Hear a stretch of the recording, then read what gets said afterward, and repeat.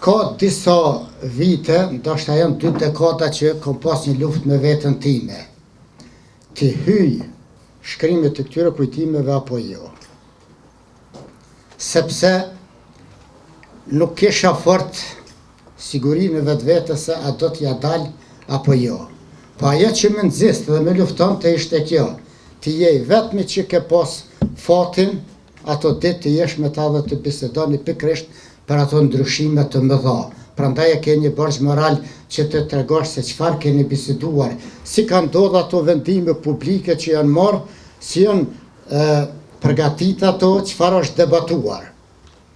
Asnjëherë askund në libër nuk e kam mohuar pikpamjen tonë ideologjike. Bisedat kanë qenë kryesisht me Fadil Vatën dhe Afrim Zhitin. Ajo që shpesh ndëgjoj të thuhet si për Fadil Vatën, ashtu edhe për Afrim Zhitin, është se ata ishin udhëheqës të Kosovës. Jo. Ata ishin udhëheqës të shqiptarëve në ish Jugosllavi, sepse Lëvizja Popullore për Republikën e Kosovës shtrihen në të gjitha trevat shqiptare dhe kur është zgjedh Fadil Vata në mbledhjen që e kemi mbajtur në Divjak në prill të vitit 89, është zgjedh sekretar politik, jo në nivel të Kosovës, por në nivel të gjitha trojeve shqiptare, kurse Afrim Zhitia është zgjedh sekretar organizativ. Dhe natyrisht ishin kërkesa tepër të mëdha dhe unë i do ta vrej në libër disa gjëra i kam lënë nga 3 pika sepse nuk kam mund të përfshi të gjithat. Me emrin e Fadil Vatës, por edhe të gjeneratës së tij, të Afrim Zhitis dhe të gjeneratës së tij, lidhet padyshim fundi dhe fillimi një historie.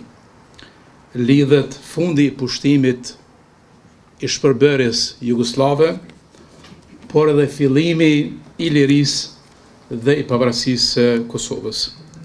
Fadil Vata ka qenë ndër ideologët, vizionarët, veprimtarët dhe adhëtarët më të mëdhenj që i ka pas Kosova dhe kombi shqiptar.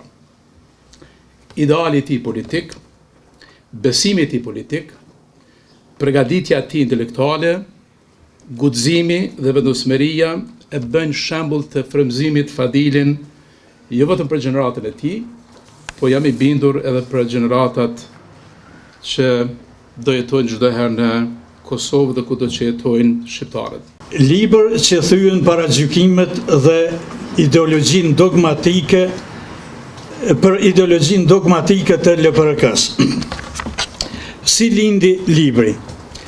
Një libër shumë i veçantë, me qasje po ashtu shumë të veçantë që është i realizuar përmes bashkëbisedimit të personazheve kryesore që shprehet edhe në titullin e librit. Harku kohor i bashkëbisedimit që trajtohet në libër është i përqendruar vetëm në muajt janar shkurt të vitit 1989.